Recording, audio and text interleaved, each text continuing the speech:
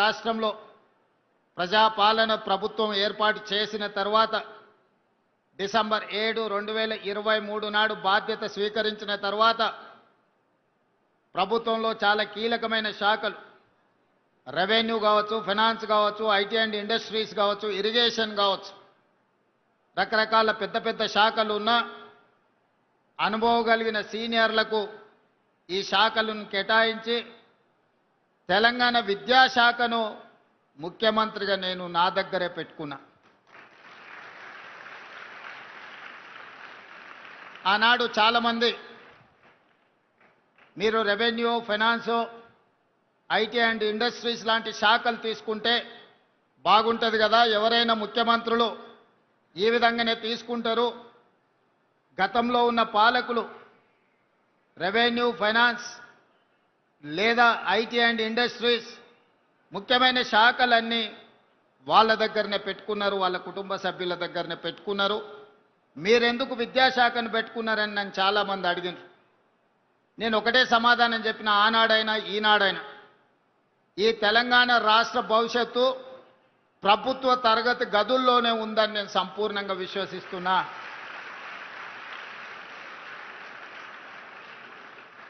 కొట్లాడి తెచ్చుకున్న తెలంగాణ, వందలాది మంది పిల్లలు త్యాగాలు చేసి తెచ్చుకున్న తెలంగాణ, ఎవరు ఫాలో చేయడం, అసమర్థులు పరిపాలనలో ఉండడం శాశ్వతంగా ఈ తెలంగాణకు తీరని నష్టం చేకూరుస్తుంది.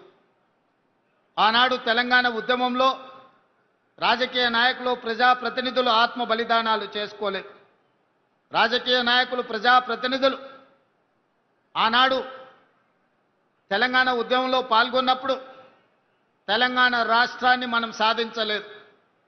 ఎప్పుడైతే తెలంగాణ విద్యార్థులు ఉస్మానియా కాకతీయ యూనివర్సిటీల విద్యార్థులు ఉద్యమ బాట పట్టినరో, తెలంగాణ నినాదాన్ని అందుకున్నారో, గల్లీ గల్లీలో జయ జయ తెలంగాణ నినాదాన్ని వినిపించినరో, ఆనాడే రాష్ట్ర కేంద్ర ప్రభుత్వాలు దిగివచ్చి తెలంగాణ రాష్ట్రానికి చట్టబద్ధత కల్పించి తెలంగాణ రాష్ట్రాన్ని ఏర్పాటు చేసింది.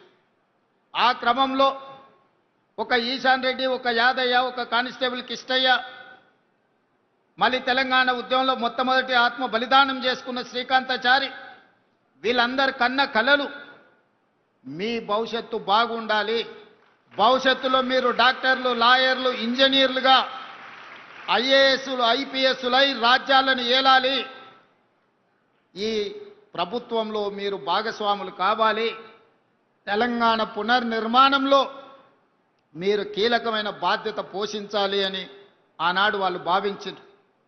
మరి ఆ త్యాగాలకు గుర్తింపుగా, ఆ త్యాగాలను గౌరవించడానికి అవసరమైన ప్రణాళికలు 10 సంవత్సరాల నాటి ప్రభుత్వం చేపట్టలేదు. ఉస్మానియా యూనివర్సిటీ 100 సంవత్సరాల శుభకార్యాన్ని కూడా ఆనాడు సరైన విధంగా జరుపుకోలేని పరిస్థితులు. యూనివర్సిటీలో ఉన్న మౌలిక వసతులే కాదు, గ్రామీణ ప్రాంతాలలో ఉండే సింగిల్ టీచర్స్ నుంచి ప్రభుత్వ పాఠశాలల వరకు, అంగన్వాడీ నుంచి మొదలు పెడితే ఎక్కడ చూసినా నిర్లక్ష్యం, నిర్లక్ష్యం, నిర్లక్ష్యం. ఈ నిర్లక్ష్యం పేదలకు విద్యను దూరం చేసి, పేదలకు విద్య ఎప్పుడైతే దూరమైందో వ్యసనాలకు బానిసలుగా మారి వ్యసన పరుల తెలంగాణగా మారే పరిస్థితులు దాపురించినాయి. అందుకే వీటన్నిటిని దృష్టిలో పెట్టుకొని ఈనాడు ఇక్కడున్న మా టీచర్లకు, నిరంతరం తెలంగాణ ప్రతిష్ట పెంచడానికి పనిచేస్తున్న మా ఉపాధ్యాయులకు ఒక అంశాన్ని నేను గుర్తు చేయదలుచుకున్నా. ప్రభుత్వ పరంగా 26,000 పాఠశాలలు ఉంటే ఈ 26,000 పాఠశాలల్లో 18 లక్షల మంది విద్యార్థులు చదువుకుంటున్నారు. కానీ అదే ప్రైవేట్లో 11,000 పాఠశాలలు ఉంటే 33 లక్షల మంది విద్యార్థులు చదువుకుంటున్నారు. ఈరోజు మా ప్రభుత్వ పాఠశాలలో ఉన్న సిబ్బంది, ఉపాధ్యాయులకు ఉన్న అనుభవం కానీ, వాళ్ళకున్న అర్హత కానీ, వాళ్ళకున్న డిగ్రీలలో సగం కూడా ప్రైవేట్ పాఠశాలల్లో టీచర్లకు లేవు. కానీ మరి ఎందుకు పేదలు ప్రైవేట్ పాఠశాలల బాట పడుతున్నారు, ఎందుకు పేదలు ప్రభుత్వ పాఠశాలల్లో చేరడం లేదు అంటే, ప్రభుత్వం ఆ పాఠశాలల పట్ల నిర్లక్ష్యం వహించడం వల్ల, మౌలిక వసతులు లేకపోవడం వల్లనే. దానికి ఉదాహరణే కొత్తకోట బాలికల పాఠశాల.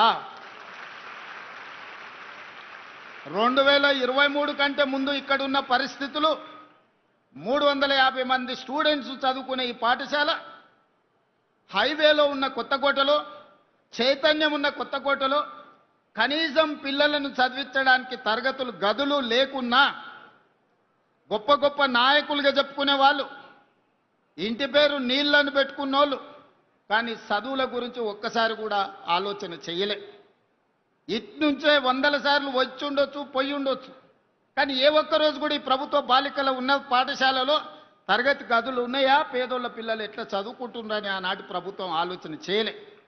కానీ మిత్రుడు మధుసూదన్ రెడ్డి ఎమ్మెల్యే కాకముందే ఇక్కడికి వచ్చి చూసి, ఎమ్మెల్యే అయిన తర్వాత బాధ్యతాయుతంగా ప్రభుత్వం వైపు నుంచి, ప్రైవేట్ వ్యక్తుల నుంచి సహకారం తీసుకొని ఈరోజు ఒక అద్భుతమైన పాఠశాల భవనాన్ని నిర్మించి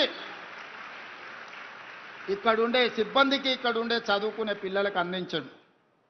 అందుకే నేను స్పష్టంగా విద్యాశాఖ నా దగ్గర పెట్టుకొని కార్పొరేట్ కాలేజీలతో పోటీ పడే విధంగా ఈరోజు తీర్చిదిద్దాలని ఒక శపథం తీసుకొని ఈరోజు నేను ప్రయత్నం చేస్తున్నా, పని చేస్తున్నా. కొంత సమయం పడుతుంది. 20-30 సంవత్సరాలు పేరుకపోయిన సమస్యలు 1-2 సంవత్సరాలనే పరిష్కారం అవుతాయని నేను భావిస్తలేను. కానీ ఆ దిశగా ప్రణాళికలు చేసుకోకపోతే ఇంకా 100 ఏళ్ళైనా కూడా ఈ సమస్యలకు పరిష్కారం దొరకదు. అందుకే ప్రభుత్వ పాఠశాలల మీద ప్రత్యేకంగా ఫోకస్ పెట్టిన. 16 సంవత్సరాలు మీ ప్రమోషన్లు రాలే, 10 సంవత్సరాలు మీ బదిలీలు జరగలేదు. 22,000 మంది టీచర్లకు ఒక్క కలం పోటీతో ప్రమోషన్లు ఇచ్చి 35,000 మంది టీచర్లను బదిలీ చేసి 317 జీవోలో చెదిరిపోయిన కుటుంబాలను ఒక దగ్గరికి చేర్చి మొదట చదువులు చెప్పే ఉపాధ్యాయుల యొక్క సమస్యలు పరిష్కరిస్తే వాళ్ళు ప్రశాంతంగా మనసు లగ్నం చేసి పేద పిల్లలకు చదువు చెప్తారన్న ఆలోచనతోటి మొదట టీచర్ల సమస్యలు పరిష్కరించిన. సామాన్యంగా ఒక కలెక్టర్ను ట్రాన్స్ఫర్ చేయడం అత్యంత సులువు, ఒక టీచర్ను బదిలీ చేయడం అత్యంత కఠినమైన సమస్య. ఎందుకంటే టీచర్లు చాలా చైతన్యం ఉండి రకరకాల లీగల్ లిటిగేషన్స్ సృష్టించగలిగిన తెలివితేటలు టీచర్లకు ఉన్నాయి, సంఘాలు బలంగా ఉన్నాయి. కానీ మేము చేసిన బదిలీలో, మేము ఇచ్చిన ప్రమోషన్లలో చిన్న లిటిగేషన్ లేకుండా 100% టీచర్లు ముందుకొచ్చి ఈ ప్రభుత్వం ఒక మంచి ఉద్దేశంతో ఈ చర్యలు చేపట్టింది, మేము సంపూర్ణంగా అండగా నిలబడ్డామని చెప్పి టీచర్లు వచ్చారు. ఈరోజు 1,00,000కు పైగా ఉన్న టీచర్లు, దాదాపుగా 30,000 కోట్ల రూపాయల బడ్జెట్ మన తెలంగాణ విద్యార్థుల యొక్క భవిష్యత్తు తీర్చిదిద్దడానికి నిరంతరం పనిచేస్తున్నారు. దీనికి మా టీచర్లు కష్టపడుతున్నారు. ఫలితాలు కూడా మనం చూసినాం. ఒకప్పుడు 29 రాష్ట్రాలు, 7-8 యూనియన్ టెరిటరీల్లో విద్యాశాఖకు సంబంధించి కేంద్ర ప్రభుత్వం ఇచ్చే నివేదికల్లో తెలంగాణ రాష్ట్రం యొక్క స్థానము చివరన 35-36వ స్థానంలో ఉండే.